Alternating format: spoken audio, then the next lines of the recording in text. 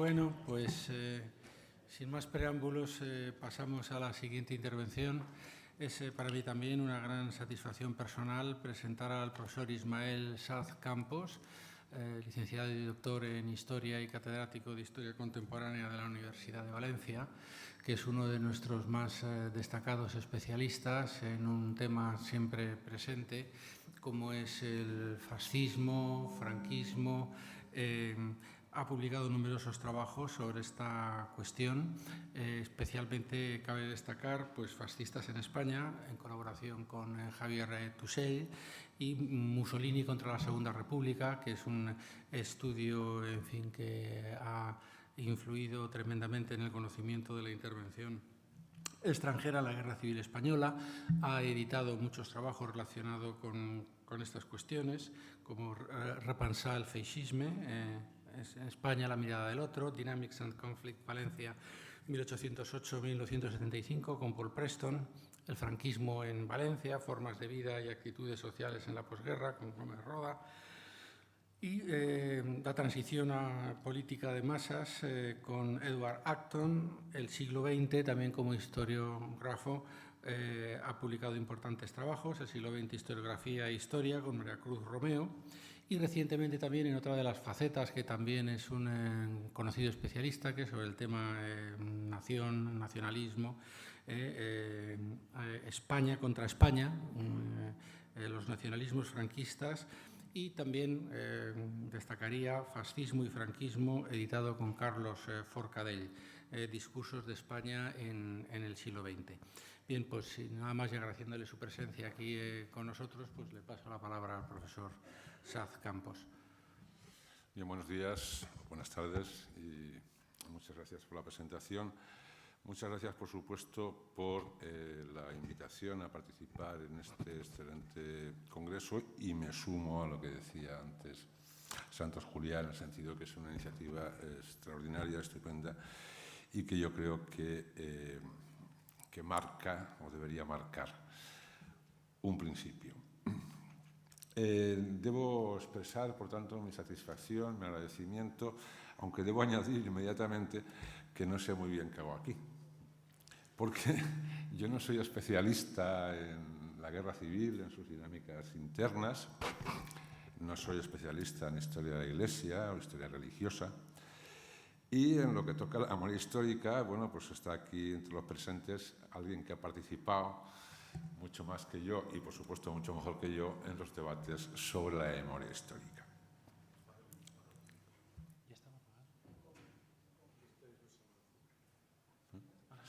Bien, tampoco creo que se espere de mí que haga aquí una especie de tratado o mini tratado acerca de qué es y qué no es la memoria histórica, la memoria colectiva, sus relaciones con la historia. Aunque quizás sí que se podría decir algo acerca de la historia de la memoria o de las memorias, o la historia de los olvidos, del olvido o de los olvidos. Y, por supuesto, supongo que se espera, y es lo que voy a hacer, pues haciéndolo en relación con la memoria histórica de la Iglesia. Bien, una primera reflexión me gustaría hacer, que es la que se refiere, lógicamente, a las dificultades del tema. Ya sabemos que la historia se escribe siempre desde el presente, pero es que, además, la memoria histórica, diríamos que es el presente del presente. Primero, porque, como sabemos, no existe una única memoria histórica. Segundo, porque, dada esa pluralidad, muchas veces, casi siempre, hablamos de memorias históricas en disputa. Y tercero, porque sabemos, y sería hipócrita ignorarlo, que en esas disputas hay un fuerte contenido político. Político en el mejor sentido, yo no hablo de política en sentido peyorativo. Político, que quiere decir que tras las disputas hay proyectos de presente y proyectos de futuro. Hablamos, por tanto, en fin, del pasado para vivir el presente y proyectar el futuro. Lo hacemos, en algunos casos, como historiadores y ciudadanos, como ciudadanos historiadores, si se quiere. En resumen, todo esto, y por lo que está cayendo en torno al problema de la memoria histórica de la Iglesia, pues me hace ir entendiendo por fin qué es lo que hago yo aquí. Y lo que hago yo aquí es bailar con la más fea. Bien, dicho esto, vamos a intentar un poco encadenar una serie de reflexiones poco originales, supongo que no le gustarán a todo el mundo en la menor medida. Lógicamente, una primera premisa para situar también mi posición y para que se sepa un poco desde dónde o desde qué planteamientos hablo. Evidentemente, el problema de la Iglesia y la memoria histórica es una parte de un problema mucho más general. Es el problema de la memoria de la guerra civil y el franquismo. Y en ese sentido, debo decir que me encuentro entre aquellos que consideran que las dinámicas de recuperación de la memoria, más allá de las exageraciones, distorsiones, errores, sectarismos y posiciones difícilmente asumibles, considero, digo, que las dinámicas de recuperación de la memoria son, en lo fundamental, asumibles, necesarias, pertinentes, oportunas y que llegan en su tiempo. Esto quiere decir, desde mi punto de vista, que descarto tanto la condena demonización de la transición como su idealización, sacralización. Por decirlo de otro modo, entiendo que con la amnistía recíproca de 1977 se hizo lo que se debía hacer, lo que era políticamente útil e inteligente, y que se hizo en lo fundamental bien, y que eso respondía no a oscuras intenciones de élites franquistas o posfranquistas o transformistas, ni tampoco a supuestas claudicaciones de élites de la oposición. Creo que esto respondía a una realidad política y a una demanda social, una demanda de la sociedad, que en buena parte era una demanda social de olvido. Pero que se hiciera lo correcto y que en buena parte se hiciera bien, no quiere decir que no hubiera víctimas de la operación. Víctimas, como apuntaba Riquer para el caso de Francia, donde hay un olvido jurídico en los 50. Víctimas, la justicia y la verdad. Y víctimas, por segunda vez, las víctimas de la violencia y la represión franquista. Antes como víctimas, ahora como olvidadas. Víctimas que no encontraban la justa reparación. Y la reparación es la base, la única base posible de una reconciliación profunda y definitiva, de un perdón recíproco, la única que puede empezar a llevarnos a el necesario olvido selectivo.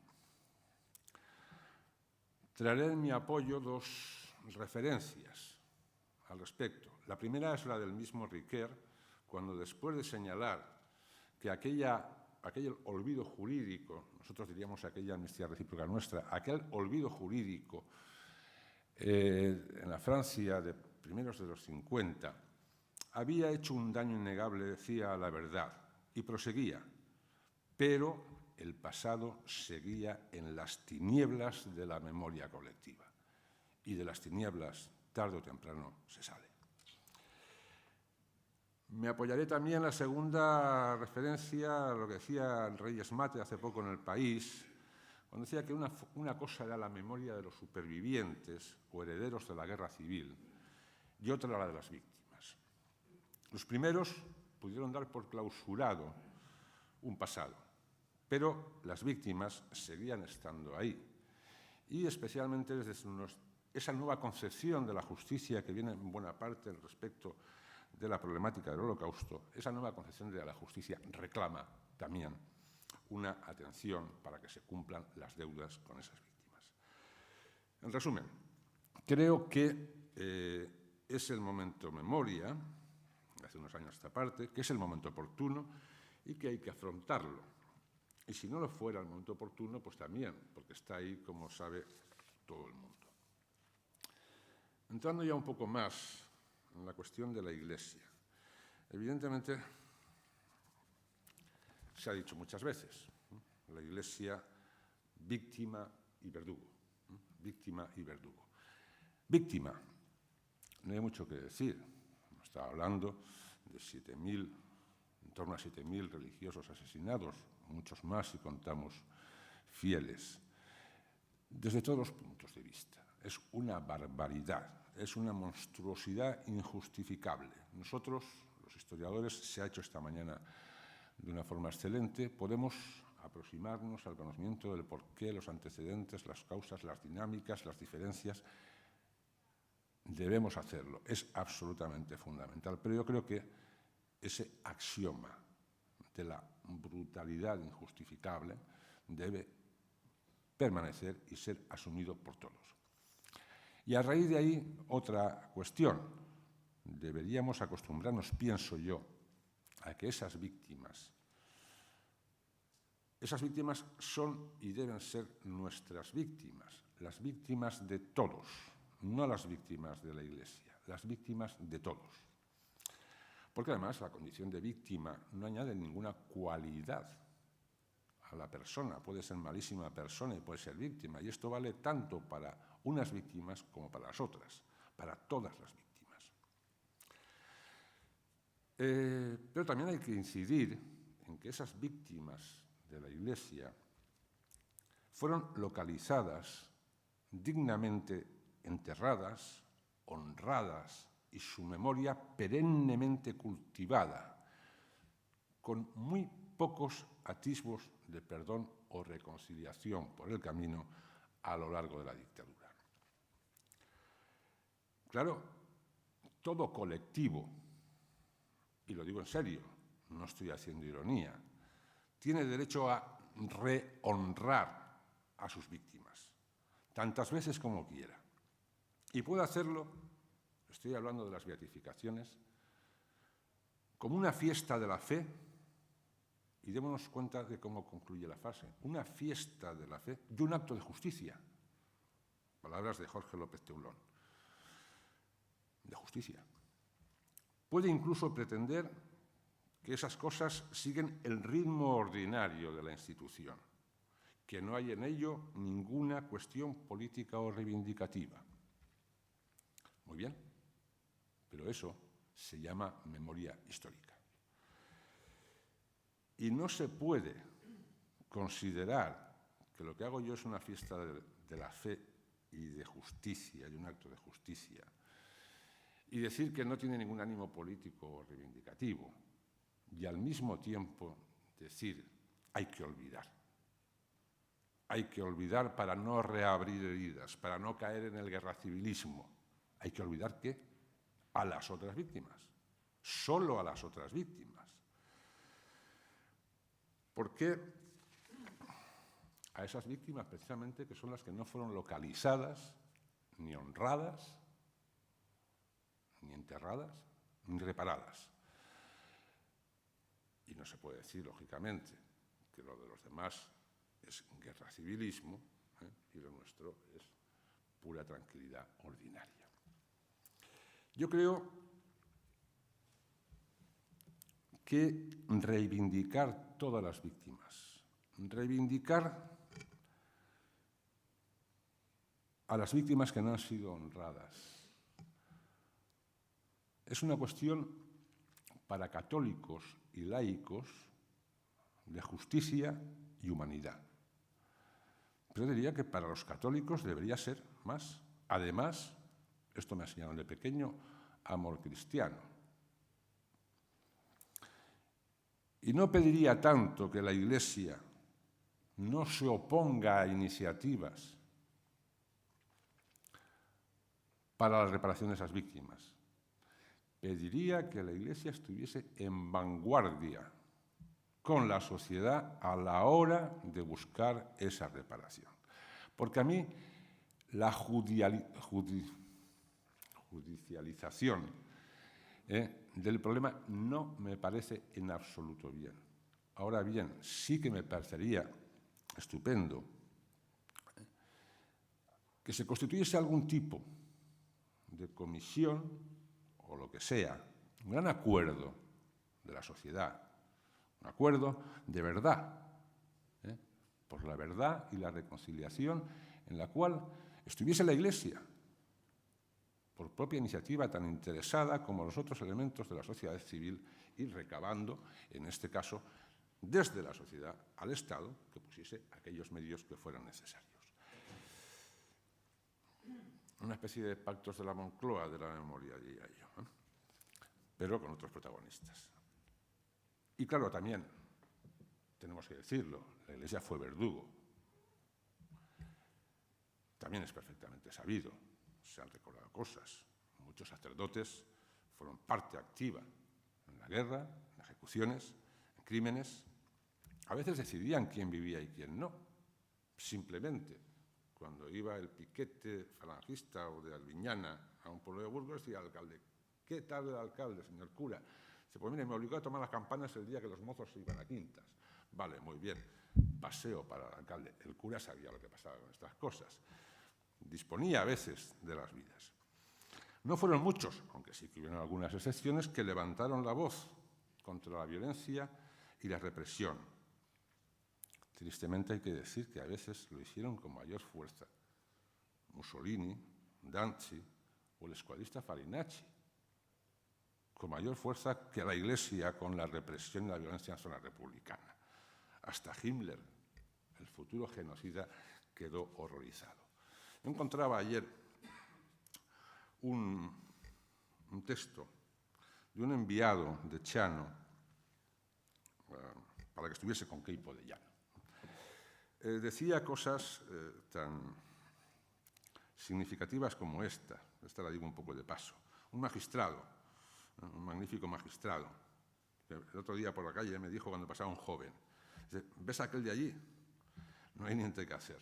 Le hemos fusilado ya al padre y a los dos hermanos y él sigue siendo rojo.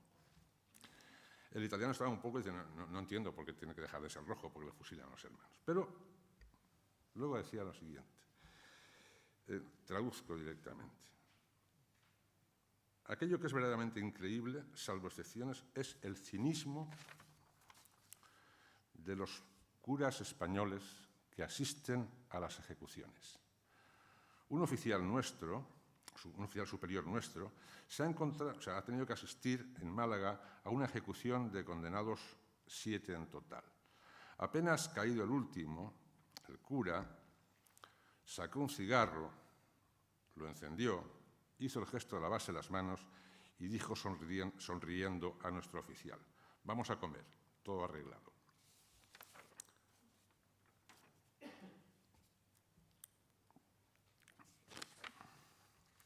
Pero no estamos añadiendo nada, pienso yo, a otros episodios que en otras circunstancias aquí se han estado hablando antes, pero en cualquier caso, en esta perspectiva y en esta dinámica, verdugo. Pasando a otro punto, Iglesia y dictadura. Yo creo que sobre la base de, efectivamente, la verdad, la reparación, la verdad y la reparación de las víctimas, hay que cerrar cuanto antes el capítulo de la Guerra Civil. Creo que no debería ser tan difícil. Sobre estas bases, cosas se habían hecho. Esta sociedad contra el régimen franquista desde los 50, la Reconciliación Nacional, en los años sucesivos, la Asamblea Conjunta, hasta los años de la transición, que quizá ya sean un poco otra historia. Y digo esto porque hay otro aspecto de la memoria que es por lo menos tan importante, que queda un poco en segundo término con el problema de la memoria de la guerra civil, que es el franquismo, que es la dictadura. Y claro, a este respecto hay que decir algunas cosas. Si dijéramos que la colaboración de la Iglesia en la dictadura fue plena, diríamos poco.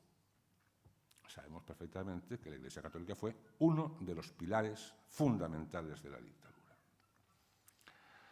En segundo lugar, las ideas cuentan.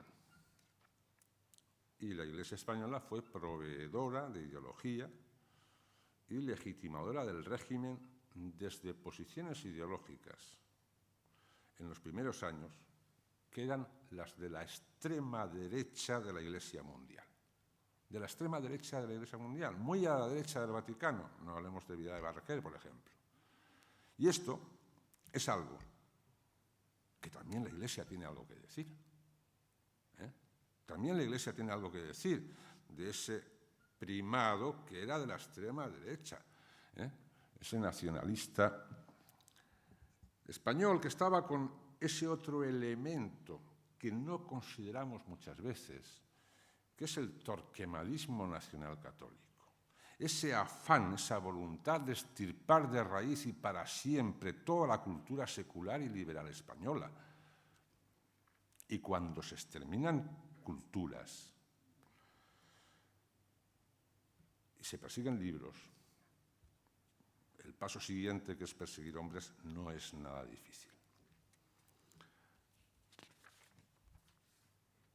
La Iglesia fue, a lo largo de la dictadura, muchos años, creadora de memoria y dispensadora de olvido. Voy a leer tengo a mano un discurso del cardenal Primado a los alféreces provisionales el 30 de junio de 1959. Aquí se habla de 1959. También es el año del Valle de los Caídos.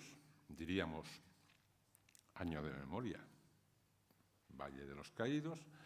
¿Y qué dice el cardenal Primado en 1959 de la Constitución de la Hermandad de Alféreces Provisionales?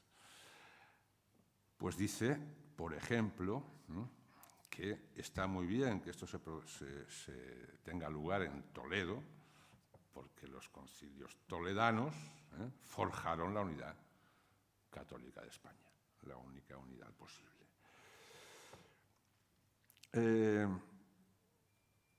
Está muy bien que se constituya, porque son aquellos alféreces que lucharon por Dios y por España en la cruzada, que un párrafo más abajo vuelven a luchar en la cruzada, que un poco más abajo, en las esquelas funerarias de vuestros hermanos se hablaba siempre de caídos por Dios y por España, que un poco más abajo vuelve a hablar al revés de cruzada para legitimar y defender el golpe de Estado de julio, porque dice, aquello no fue una guerra civil, aquello fue una cruzada, la Iglesia no toma las armas, pero sí que defiende el derecho de rebelión frente a una... En fin, cruzada, otra vez cruzada, la Carta Colectiva del 37, otra vez cruzada, y entonces, finalmente, esa guerra de España, que no fue una guerra civil, que fue una cruzada, dice... y sigue el siguiente párrafo. Dice, eso es lo que hoy algunos olvidan y otros quieren tergiversar. Por ello, creo yo muy útil la creación de vuestra hermandad. Punto. Algunos olvidan y hay que recordar. Muy útil la creación de la hermandad. Punto. La Iglesia ha predicado y predica la paz y pide el perdón, el olvido y la verdadera fraternidad. Todo en el mismo párrafo. Lo decía en el sentido de esa Iglesia creadora de memoria y dispensadora de olvidos. Porque cuando hablamos de la dictadura, también hablamos de la creación de una memoria histórica. Y cuando nosotros queremos hacer una memoria histórica democrática, no podemos olvidar que la estamos haciendo contra una memoria oficial y todos sus pozos, una memoria oficial antidemocrática, en cuya construcción participó la Iglesia. Una Iglesia que, aunque estuvo a punto, no ha pedido perdón, a diferencia, por ejemplo, de lo que sí que ha hecho la Iglesia argentina.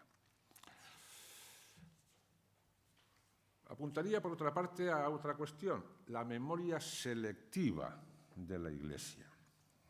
Se acusa frecuentemente a la jerarquía eclesiástica, y yo creo que con razón, por todo lo que he dicho anteriormente, de practicar una memoria selectiva.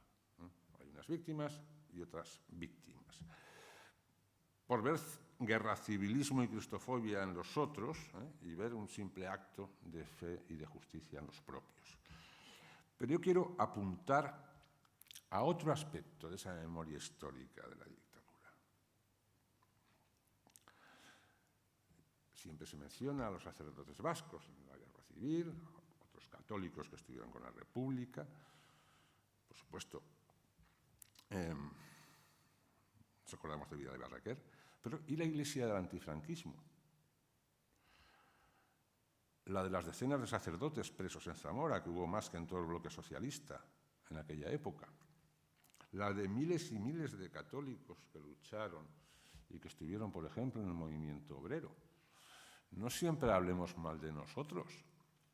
El espectáculo de un movimiento obrero generado básicamente, fundamentalmente por católicos y comunistas, pues yo diría que es una de las maravillas de nuestros años 60 en adelante. O la de los obreros, no quemando iglesias, sino haciendo asambleas y refugiándose en las iglesias, a veces para ser sacados con gases lacrimógenos y ametrallados después por las fuerzas de la dictadura, en plena transición. La pregunta, entonces, y voy concluyendo, es ¿por qué no esa memoria? Porque esa es la memoria que necesitamos, es la memoria democrática, la que fortalece la ciudadanía democrática, la que fortalece los valores de la libertad. Y esa es absolutamente necesaria, porque es verdad. Ha habido generaciones que no han vivido el franquismo y que ven la democracia como algo dado y natural. Y los valores de lucha contra un régimen dictatorial son valores democráticos y son valores que fortalecen la democracia. Y como he cogido el vicio de apoyarme en alguien, pues voy a leer una cita para que veáis que lo que digo yo, bueno, no está mal. Efectivamente, hubo generaciones que no, una generación que no conoció la experiencia del gobierno, de la tiranía, y tiende por eso a dar por descontada su libertad política. Como consecuencia de ello, existe el riesgo de que se pierdan algunos frutos madurados en los tiempos de prueba. Lo dice el Papa. Lo dice el Papa actual. Lo dice para Lituania, claro. Yo digo, ¿y por qué para España no? A lo mejor esto nos llevaría a preguntarnos si vale allí, aquí también, si vale allí, aquí no. Seguramente nos tenemos que preguntar o volver a lo que decía al principio. Memoria es presente, es pasado para presente y como proyecto. Quizá hay esta diferencia, pero desde luego en eso yo ya no voy a entrar. Muchas gracias y perdón.